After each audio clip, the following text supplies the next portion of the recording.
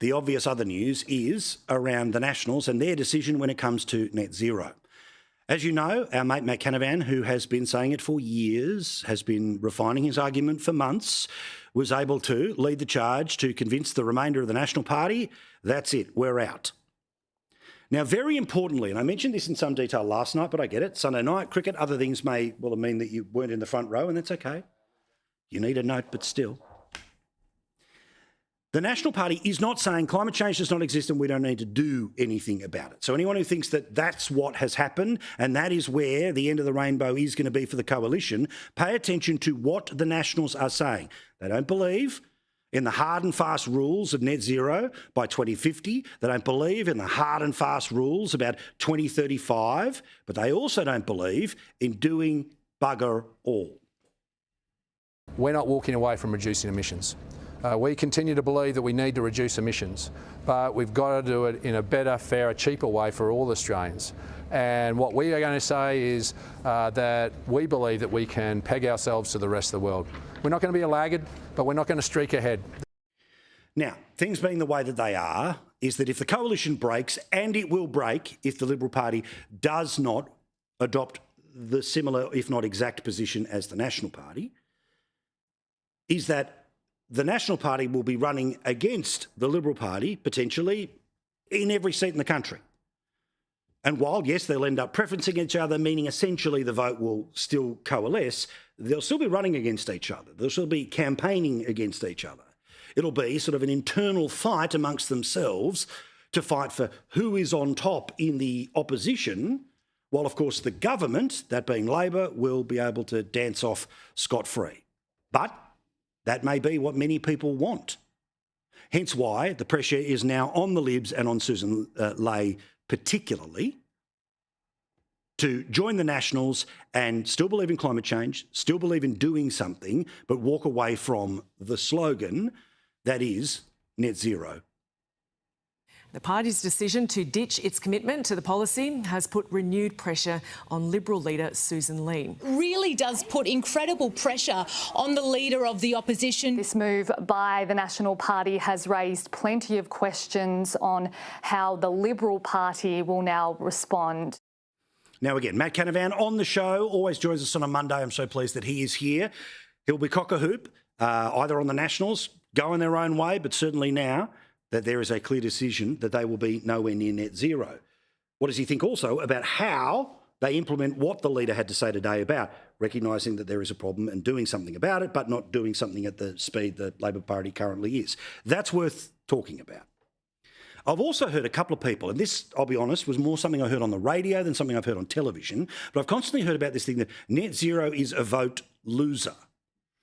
Now again, I don't understand the logic with this. People don't vote for the coalition and therefore vote for Labor because Labor is more committed to the net zero timelines. It doesn't make sense. If it's a loser of votes on the right, fine and fair enough. But the very sad reality here, as somebody who does not like the current government, would have preferred them to have their wings clipped rather than grown another metre at the election, is that despite the fact that Pauline Hanson's One Nation is surging, no doubt about it, highest numbers they've ever got, Libs, lowest numbers they've ever got, in part because of the fight in and around this. You need to know that the overall left-wing pile in Australia has grown since the last federal election. The federal election was 55-45. The Libs have lost 2, Labor, Greens, Teals, all the rest has grown by 2. So again, it is not my position. I am not a participant. I am simply an observer, somebody who's seen the ups, the downs, the highs, the lows, the logic and the lack of it in this conversation. A person who knows that Australia is 1% of the world's problem, but the world has a problem, right? But also understands that of the climate clock, 45 minutes of the climate clock is either bigger problems or doing less than we are, meaning we're not going to be able to change the climate with the current levels of Australian action, or even if every teal and green dream came true. What I think is potentially very important for wherever the coalition lands, and most likely it is going to land where the Nationals have already taken it, where I know so many people watching this program want it to go, which is no to net zero. Is that, obviously, with that left-wing pile growing, you have to say what the Nats said before. They're not talking about climate change doesn't exist. They're saying emissions still need to be cut. This is something that One Nation has jumped very hard into, and that in part is going to be what they're going to continue to campaign against when it comes to the Nationals and when it comes to the Liberals. But my belief is that you need to come up with what you are going to do at the same time as you say what you're not going to do. Otherwise, you end up in this conversation around slogans. You end up in a vacuum. You end up in a scenario where your opponents are able to make up what you are going to do. So again, do I have the answer that politically unlocks the bike chain that gets us to a place of this government being under more pressure? No. But I think that this is an opportunity for the opposition sooner rather than later to tell us what they want to do.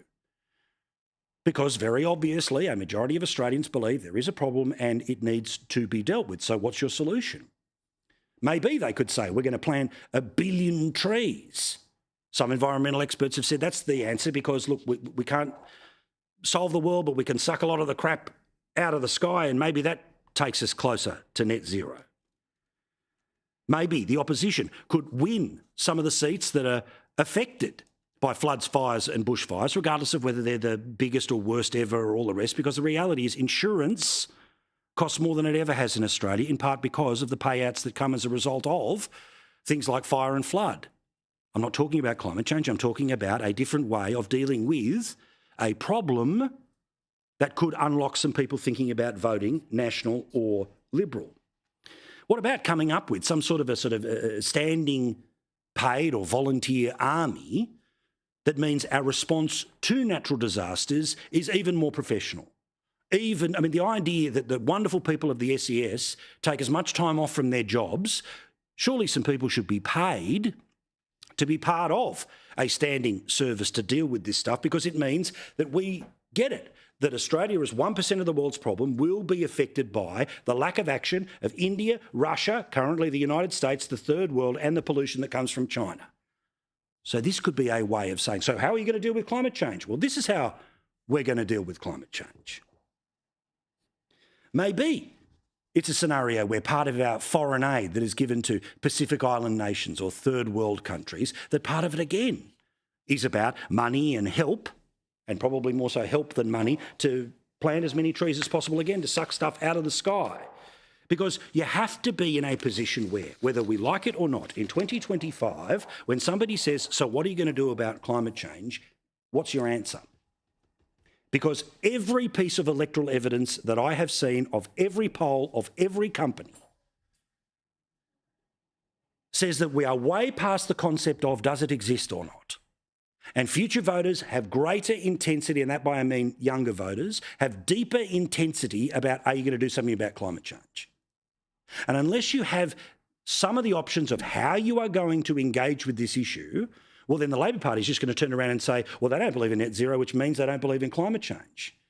Now, we've seen how this BS works. We've seen it with Medicare, that even though there was no policy anywhere to cut Medicare, the Labor Party lied and lied and lied and lied and lied and lied and lied and got a record result. The media let them lie and lie and lie and lie and lie, and they got a record result. So as well as choosing not to go down the path that is very difficult and at times destructive for our country, that is all of the rules Bowen's put in place, all of the laws that they have passed, there has to be that fundamental answer. What are you going to do? Because every day that you step away from the slogan but don't have a solution is a vacuum in which Labor and the media will fill with lies.